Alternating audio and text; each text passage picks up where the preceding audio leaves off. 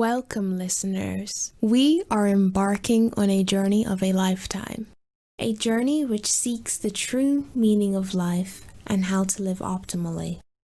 In this episode of the Kyezha podcast, we will be exploring the theme of living true to nature. We exist in a time where nature is perceived as a place to visit instead of the Eden which we evolved from. Man has created, in his own image, a safe and comfortable utopia to shelter us from the many challenges nature can present. In doing so, we've become out of tune with nature and detached from our very own nature. We value ease over experience, matter over spirit. I want to know what it is to live true to nature and what's to gain. Miriam Lancewood and partner, Peter, live a truly nomadic life. They have tracked hundreds of thousands of kilometers across Europe's forest, Turkey's coastlines, and New Zealand's mountain ranges. They spend their days hunting, gathering, and exploring, their nights sleeping under star and moonlight. Miriam is the author of bestseller Woman in the Wilderness and sequel Wild at Heart, in which she details the many delights and horrors of living nomadically in the wilderness. Welcome to the show, Miriam. You're back in New Zealand where your first book, Woman in the Wilderness, begins. Yes.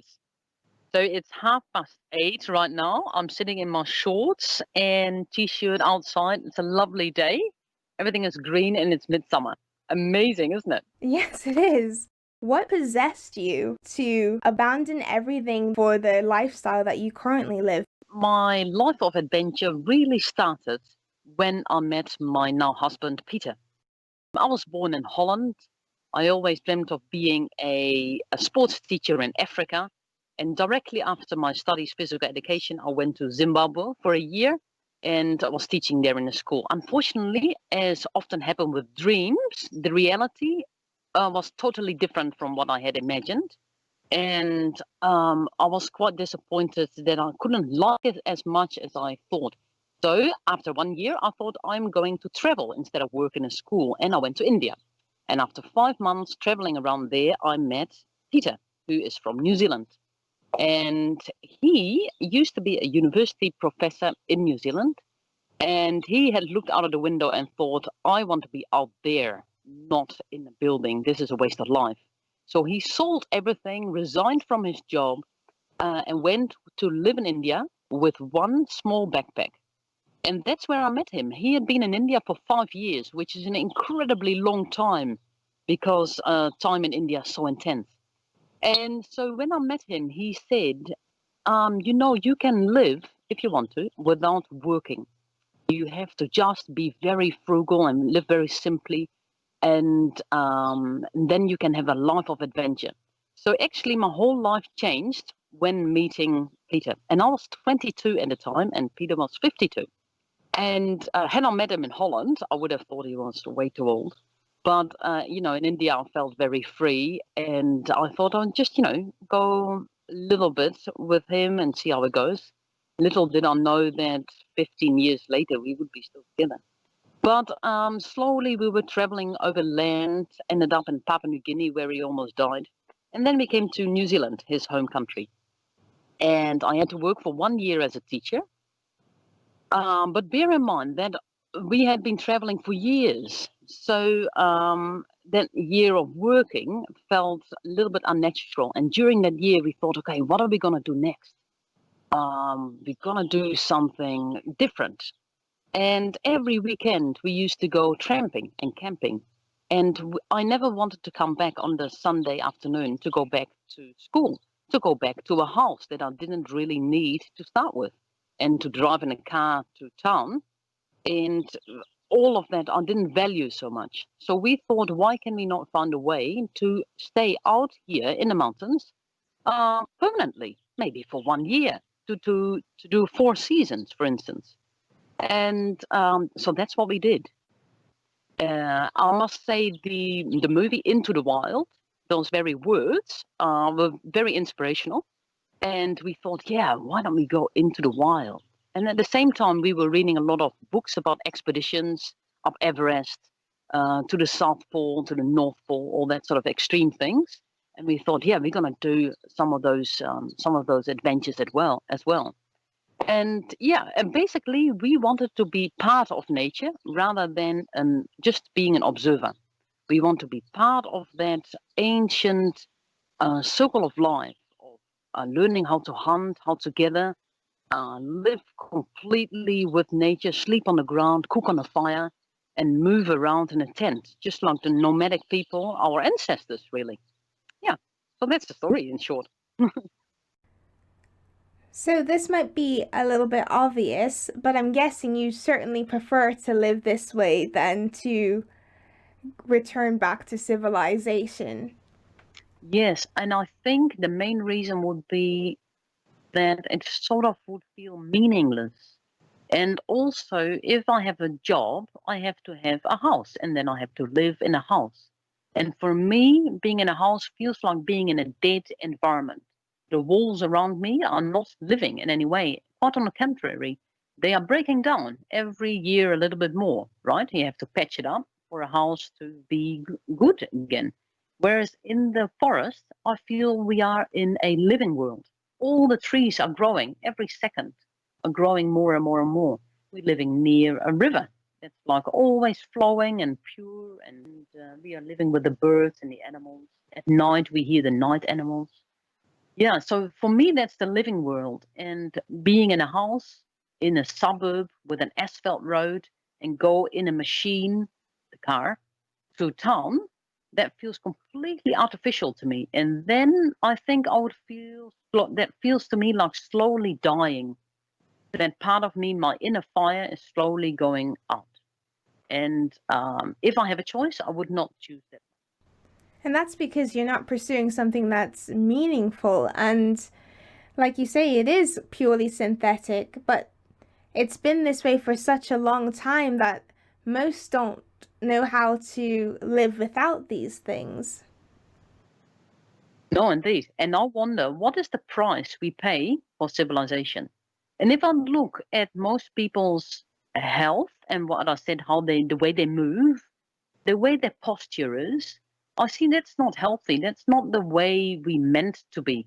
All the animals I see in the mountains are totally healthy. They move around elegantly, strong, and healthy. And I do not see this in most people.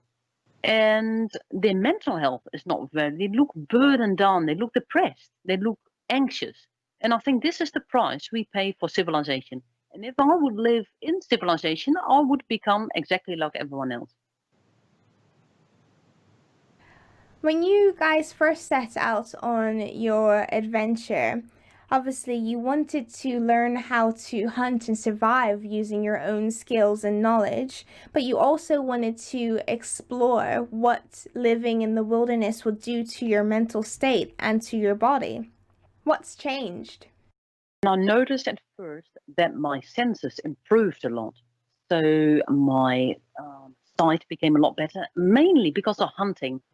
So I think hunting and gathering is in our blood. Our ancestors lived this way. So I think every single person can relearn this. These are senses that are dormant and they can just come back.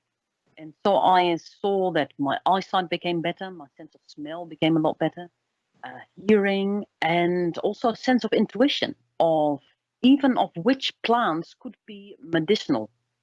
And I think this is exactly the way our ancestors lived. So this came about by not seeing anybody for sometimes weeks and months on end, and just living very, very peaceful in the wilderness with no sense of time, no projection in the future. We had nothing planned for the future. We had said goodbye to our friends and family, so we had a sense that we had left the past behind. So in that way, we're totally free to live in the moment. And with that also came that the past and the past experiences became rather irrelevant. And slowly, all those memories and problems and psychological issues all dissolved. They were not solved by analyzing, but they were dissolved just by living in nature in a pure environment. And so I feel that my mind became more clear, more empty.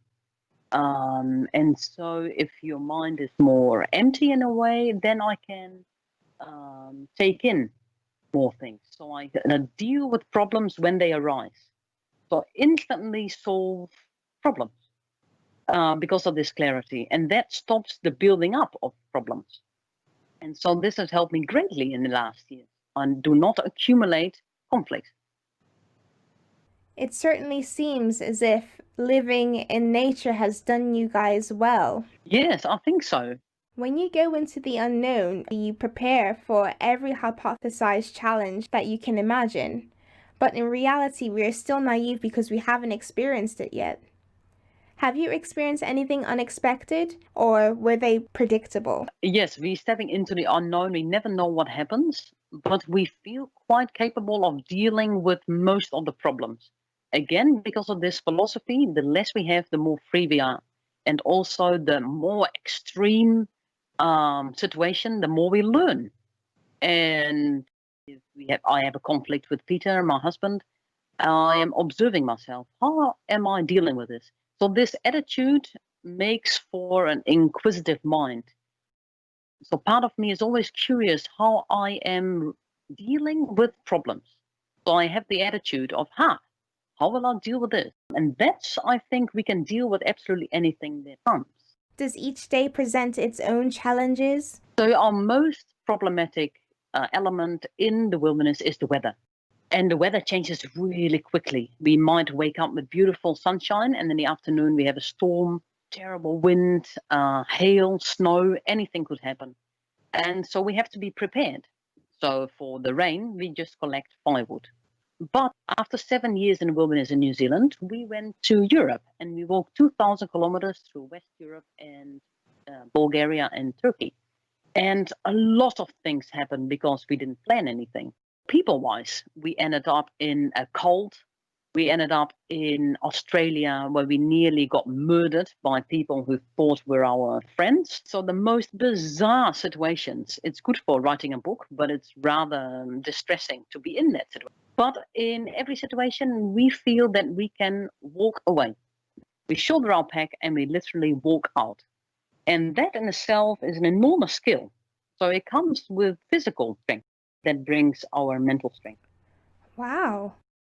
I couldn't imagine what it would be like to be in such high stress situations. But like you said, your intuition has strengthened and you knew when to walk away. Yes, indeed. Some people said, oh, you just escape into the wilderness. That sounds negative, but sometimes escape is the only solution. If you feel like you are in a prison, you got to escape. That is so true. So you say that freedom is for free. How much does this lifestyle cost you? I would say around, in the past, it would have been around £5,000 a year per person. Wow. Very little. Very little. Can you imagine if we taught people to do these things for themselves? I feel the pressure of social status and financial status will no longer exist. Yes, indeed. So how much, you can ask yourself the question, how much what you do in your daily life you do for other people? And how much you actually agree with yourself? Do you really want to mow your lawn? Do you really want to drive that big car? Do you really want to have new clothes all the time? Or do you more or less do this for other people, for your status, because you have an image to fulfill? And I think that is the reason why a lot of people are so unhappy, that they feel that they do something they actually don't even value. They don't actually care about the lawn or about the car or how clean it looks or their clothes. To understand what you really value requires a lot of deep thought, and a lot of people are frightened by what they might encounter if they think too deeply about the meaning of life or giving their own life meaning. Yes, because they might have to change their life radically. Yeah. So once you start, it's a dangerous path. They might never return to what they were. And also, you might have to disappoint the people you love the most. And that was for me the most difficult thing. Like I had to say to my parents, who I love dearly, that I was going to live, one, with a man who was about their age, big shock for them. And secondly, to live on the other side of the world. And thirdly, to live in the wilderness, and I might not contact them for 5 months at a time. And that was for me so difficult because I had to disappoint them. But in the long run, they are very proud that I am choosing my own authentic way of life. So it pays out in the end. The commonly accepted model of life is to trade our time, which is the most valuable thing that we have, to make money, to then trade our money for a resource that we could source ourselves. And because of this way, we have become so detached from the ecosystem. Yes, I think that we are losing contact with nature, and at the same time, we're losing contact with our own body. So nature is the physical manifestation of this earth, and our body is the physical manifestation of ourselves, and we both lose contact with both things. And I think that's the problem, that things deteriorate without us even knowing it. If we could interact more with nature in a holistic way, then that will solve many of the problems that we deal with. Yes, I think so. You used to be vegan, if I'm correct, right, Miriam? Yes, indeed. So I grew up being vegetarian. My mother never cooked meat. Ah, vegetarian. Okay. I used to be vegetarian, vegan as well. And one thing that I realized when reintroducing meat into my diet was how much I was missing out on that vitality and that sacred conversion of life to create more life. You've had quite a emotional experience with your first hunt, if I'm correct, haven't you? So Peter is the cook and I'm the hunter. So when we killed our first possum, which is an introduced animal from Australia, sort of the size of a cat, it's a cute animal. So I got that one in the trap and I had to kill it. And that was very traumatic because it did not die easily. And I ended up in tears and saying, I can't do this. This is absolutely terrible. Why should this innocent animal die for us? For us, that we can play little Adam and Eve in the forest, you know? But after eating the meat, I indeed experienced so much energy from this wild meat. And because I was not used to eating supermarket meat, like chicken, I thought, okay, this is what meat tastes like. But if anyone from town will eat a possum, they would say the meat is very strong, very gamey, and they might not like it. But because of my ignorance, it was quite tasty, and Peter cooked it very well. And that night, it was midwinter, was the first night that we did not wake up with hunger pains because being in that cold out in the mountains takes up so much energy at night to keep warm that the beans and rice was not enough energy. So we needed the meat to survive the winter. Yes, it seems almost as if the ones who are vegan or vegetarian today, we only have that option because we have the choice and the luxury of choice. But if you had to survive, you would have to eat meat because it's high in energy, it's got your proteins and your vitamins and your fats. It definitely seems to be the more efficient way of living. Yes, you could survive here in New Zealand if you live on the coast. You can get shellfish, you can get fish, and a lot of berries and plants. But up high in the mountains, there is hardly any edible berries, fruit, there's no nuts, nothing like that, only animals. Very different to Europe. So when we went to Europe 3 years ago, we were amazed just how much berries and fruit and nuts we could collect in um, many months of the year, not even only harvest, not only the autumn, even through the summer. There was so much to gather and plants as well. Not so in New Zealand. So you are totally dependent on catching your own animals here in New Zealand. And yes, being vegan is a luxury you can have if you live in civilization, and especially if you are living quite a warm climate or you have a warm house. So I think the Inuits and Eskimos, they definitely needed their meat and their fat to survive. But not if in India, for example, you in warm climates. No wonder the vegetarianism comes out. I bet fresh meat is probably the best tasting thing that ever existed on this earth. The only reason why I say is because I've recently made the transition of purchasing grass-fed meat because the hunting laws in the UK make it really difficult for people to harvest their own. And the taste and the quality and the texture of the meat is drastic. It worries me that the majority of people, in my country at least, are feeding themselves on these subpar specimens which have been injected with all sorts of antibiotics, live non-natural lifestyles. Do you think that harvesting meat is possible for everyone? No, because the hunting laws, indeed, and especially in Europe, is very strict. I know in Holland, you have to do so many exams and regulations and paperwork to become a hunter. And then where you going to hunt? No, I think no, it's impossible for everyone to go out.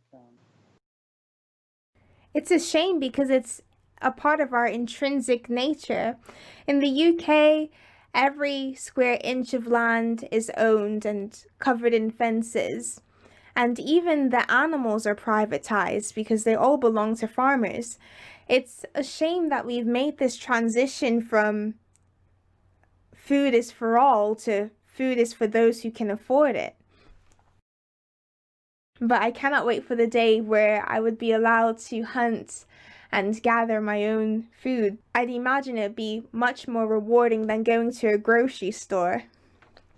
Yes, indeed. But you can start with collecting edible plants. There are super medicinal herbs right outside your doorstep. You can find them absolutely anywhere.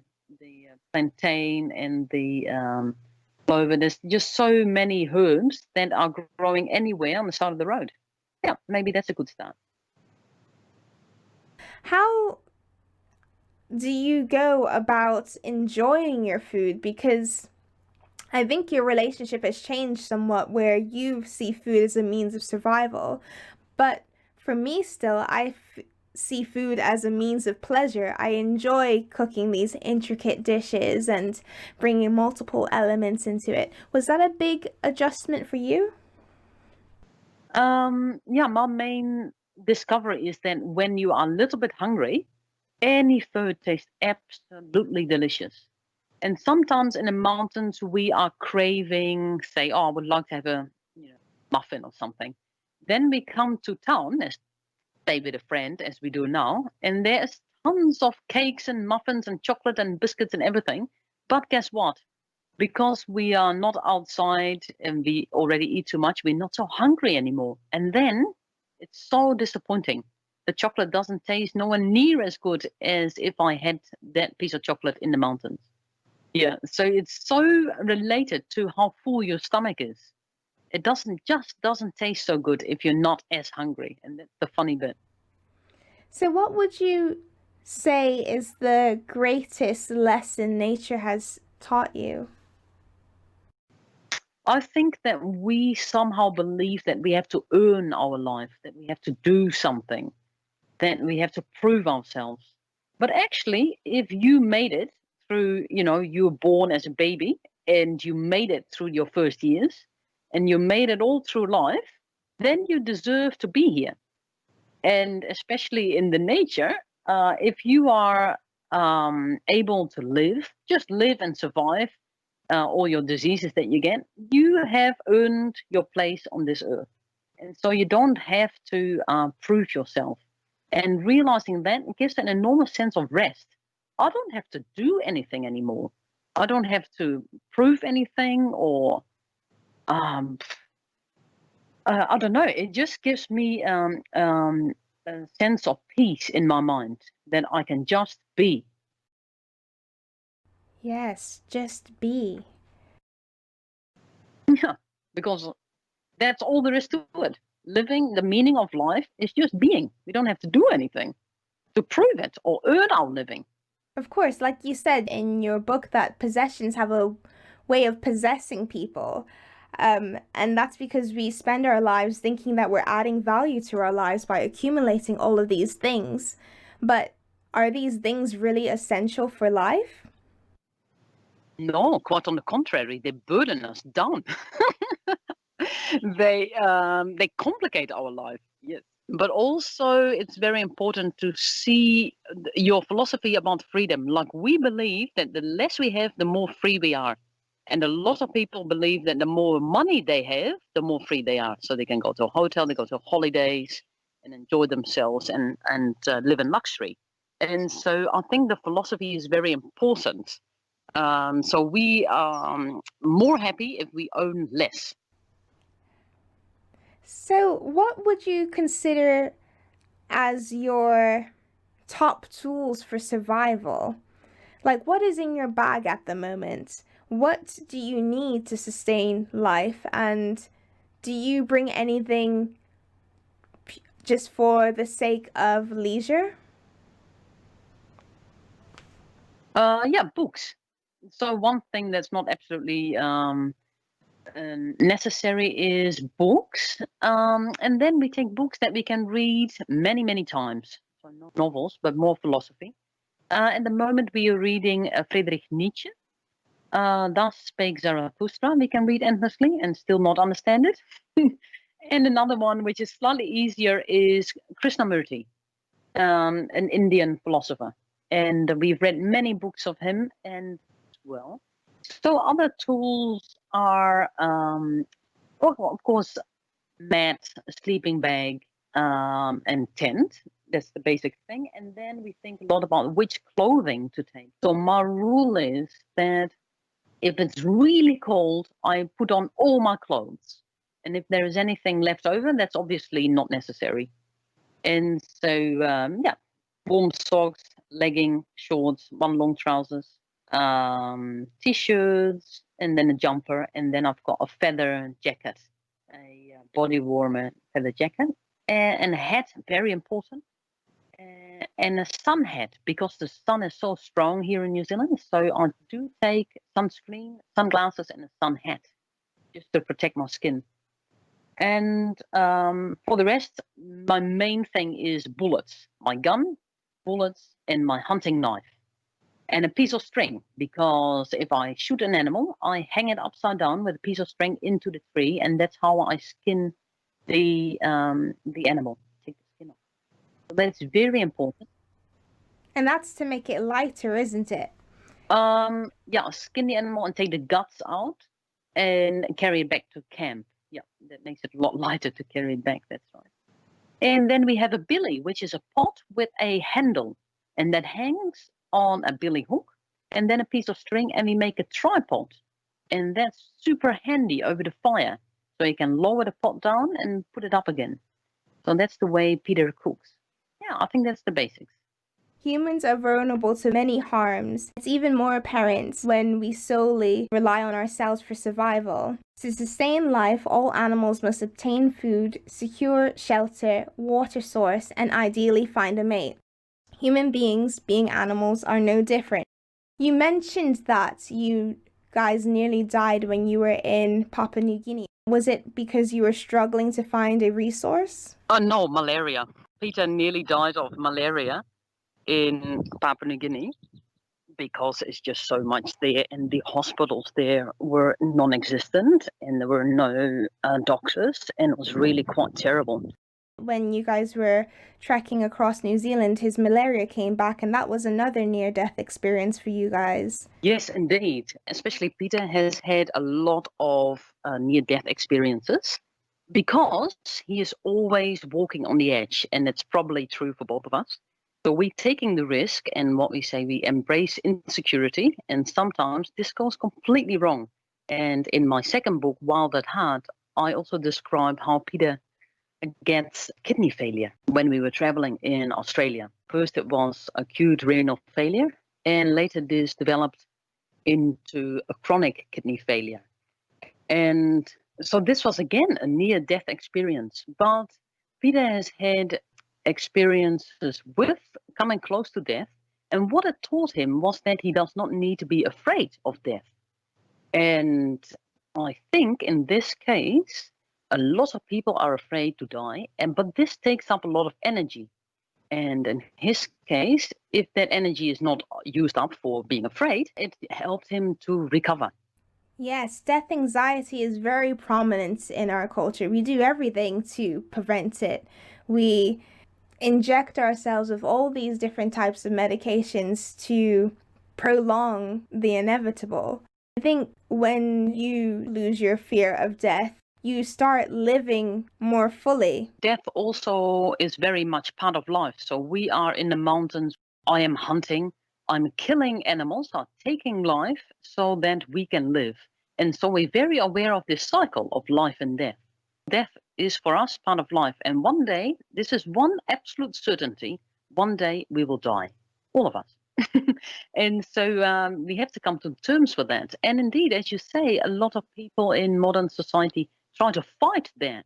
And we are afraid of death. And we see every day we are coming closer to the end day. And that makes a lot of people very restless and thinking that we cannot waste any time. So we're running a little bit faster. And so the very overworking ethic is detrimental because of this fear of death. Obviously, you've gained such confidence in your own competency, but do you think you could do nomadic life by yourself? Good question. Now, 2 years ago, that Peter was very, very sick with chronic kidney failure. We listened to all the options of dialysis and kidney transplant. And Peter said, no, I'd rather die than living a life that feels like a prison. And so for the first time in 9 years, we rented a house and we were preparing for him to die because the chances that he would recover was only 3%. And at the same time, I thought, okay, what am I going to do if he really dies? And I realized I want to keep nomadic, yes. I don't think I will live in the wilderness by myself. It is a little bit dangerous because if something happens, then there's no one who can get help. And secondly, I think I would be a bit lonely. But one thing is for certain, one day I will be alone because the age difference with Peter is 30 years. And with weakened kidneys, he might not live a normal lifespan. We are counting on that he will live probably another 10 years. So we have to make absolutely the most of these 10 years. And after that, yes, I have to face life on my own. Thank you so much, Miriam, for sharing your message with us and sharing some of the stories and your adventures. It's been truly enlightening. And I wish you all the best on your endeavors. Thank you so much. Thank you for your beautiful questions and very much good luck with your podcast. Hey, how do you pronounce your name? Kyezha. Kyezha. Yeah. I was wondering. Yeah. I had trouble spelling it every time.